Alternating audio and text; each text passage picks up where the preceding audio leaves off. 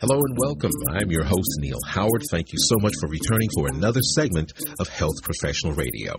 We're going to be speaking with returning guest Dr. Rick Baehner. He's joining us here from Exact Sciences to discuss some new data that was presented at the 2022 San Antonio Breast Cancer Symposium. This information strengthens the value of the Oncotype DX breast recurrence score test, as well as some other data supporting their precision portfolio. Welcome back, Rick. How have you been? I've been great, Neil. Thanks so much for the opportunity to come back and speak with you and the listeners, too. Always love having you back. Well, give us a little bit of a refresher into your professional background briefly and your role at Exact Sciences. Sure. So I'm the Chief Medical Officer at Exact Sciences of the Precision Oncology business. We're the business that provides Oncotype DX breast cancer results to women in the United States and 90 countries around the world, as well as our Onco Extra assay, which is a comprehensive next-generation sequencing therapy selection tool for patients with advanced cancer or metastatic cancer. I'm also a faculty member at the University of California, San Francisco, where I trained as a medical doctor and on a weekly basis see oncology patients with both solid and hematopoietic malignancies. I said we were going to talk about the symposium and some of the key presentations for your Oncotype DX breast recurrence score test. Sure. Neil, why don't I just start with saying that San Antonio is such a critical conference in the world of breast cancer. And we had just a super number of presentations this past year in San Antonio in 2022. We had 4 oral presentations. First of all, from TAILOR-X, which was a landmark trial of node-negative patients with node-negative, ER-positive node-negative breast cancer, Joe Sperano presented the updated event rates for 12 years, now with a median follow-up of greater than 10 years. This result really confirmed and extended the landmark results presented, the 9-year results demonstrating Oncotype can definitively predict if a woman with early-stage node-negative breast cancer will benefit from chemo or not. Mm-hmm. There were also 2 oral presentations from the node-positive trial Responder. And the first was by Dr. Abdu, who presented on race and clinical outcomes in the Responder trial. Mm-hmm. And the second was by Dr. Irene Kang. She presented on patient-reported cognitive impairment in women participating in the Responder trial. And I think we'll talk about a little bit more the fourth one here in a minute, but the fourth was by Professor Per Carlson. And that was a validation study of the polar signature. And that is a profile for the emission of local adjuvant radiotherapy in a meta-analysis of 3 randomized controlled trials from women treated with breast-conserving surgery who were randomized to radiotherapy or not. And then we had, 9 or 10 different posters, one reporting on outcomes or reporting on results from those 1 million patients who have had that breast cancer recurrence score. Were any of those polar data that was presented? Exactly. Okay. And the polar data was on, the 4th oral presentation.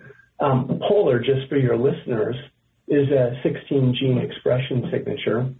We previously presented data at ASCO last year and have shown the signature to be prognostic of local regional recurrence. That's a recurrence within the breast following breast-conserving surgery in patients who did not receive radiotherapy. This year, what was so exciting is that we presented the results from 3 separate trials, so a meta-analysis of 3 randomized clinical trials in which we validated that signature as a predictor of radiotherapy benefit. And in order to do this, we looked at gene expression from patient breast cancer samples. Each patient was assigned a polar score, and then we examined the impact of radiation therapy for patients that had high and low polar scores. And just briefly, patients who had low scores were about 25% of patients, and they were shown whether they got radiotherapy or not, there was no difference in outcome. So they were not benefiting from the addition of radiotherapy. On the other hand, the 3/4 of women who had high polar scores showed a very large benefit from the addition of radiotherapy. those who didn't have radiotherapy had a 20% risk of local recurrence, compared to those that did receive radiotherapy who had a 7% risk following radiation therapy. So this is a pretty marked 13% decrease with the addition of radiotherapy if they had a high-risk score, and really highlights the score being predictive, that is, those with high-risk scores are those that derive the benefit from radiotherapy. You mentioned briefly the Taylor-X study. Could you go a little bit more into some of the updates of that study, the 12-year data? Certainly. So, just for the listeners, ER-positive breast cancer, node-negative and HER2-negative accounts for more than half of all breast cancers in the U.S. each year. Taylor-X was one of the largest randomized trials ever conducted. It showed that Oncotype DX identifies the vast majority of women with node-negative disease who won't benefit from chemotherapy, so around 80% of women. And then around those 20% of women who have scores 26 to 100 for whom chemotherapy can be life-saving. What was exciting about the data that Dr. Sperano showed this year is it was the 12-year data from Taylor-X, which confirmed and extended the landmark 9-year results presented 3 or 4 years ago at San Antonio. And what he demonstrated was that after 12 years of follow-up, the trial continues to show no benefit from chemotherapy in the overall trial population. The average age of patients was 56 years of age. 70% were older than 50 years of age.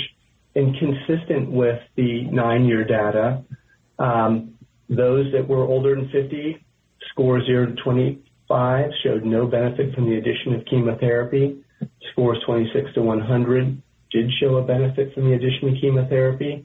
And then those women that were younger, less than 50 years of age, who had a score of 21 to 25 or 16 to 25 and high clinical risk, who accounted for about 7% of the trial population, derived some chemotherapy benefit that persisted out to 12 years. You also mentioned OncoExtra. Tell us about this latest development, if you would, and then give us a website where listeners can learn more. Certainly.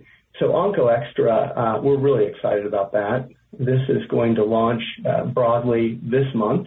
This test is, first of all, for therapy selection. So for patients who have advanced or metastatic cancer, it's critically important that they get comprehensive testing to see if their tumor carries any variant for which there might be a targeted therapy. As the therapies evolve, the guidelines evolve, and ASCO is now recommending that if their DNA doesn't show any evidence of mutations, that RNA-based testing should be performed. So OncoExtra really meets that need. It combines both comprehensive DNA sequencing. We sequence a whole tumor exome, so 20,000 genes. We also provide germline subtraction to ensure by assessing the patient's normal germline sample which variants are just part of their unique genetic constitution and subtract those out from that whole tumor exome. We also, though, are providing RNA-seq. So this is really a novel new method to be able to detect cancer-causing gene fusions, and this can provide vital information that really augments the information derived from the DNA sequencing. The other thing, Neil, is that there are some conventional immunohistochemical markers that are also very relevant to patient therapy for patients with advanced or metastatic cancer, like PD-L1. And so with OncoExtra, there are optional immunohistochemistry panels and or individual stains that can be ordered at the same time. Importantly, Medicare provides insurance coverage for the assay, and as many oncologists have ordered the Oncotype DX test, they can now order OncoExtra from a single portal, which is exciting because it's easy and it provides these important results for patients with advanced stage cancer. And give us a website where we can learn more and possibly discover that portal as well. So the website is precisiononcology.exactsciences.com. precisiononcology.exactsciences.com. So precisiononcology.exactsciences.com. And that will help your listeners learn more about the Exact Sciences Precision Oncology portfolio test. Rick, always a pleasure. I'm looking forward to talking with you again as soon as possible. Thanks so much for coming back. Thank you, Neil. Appreciate the time. You've been listening to Health Professional Radio. I'm your host, Neil Howard, in conversation with returning guest Dr. Rick Baehner.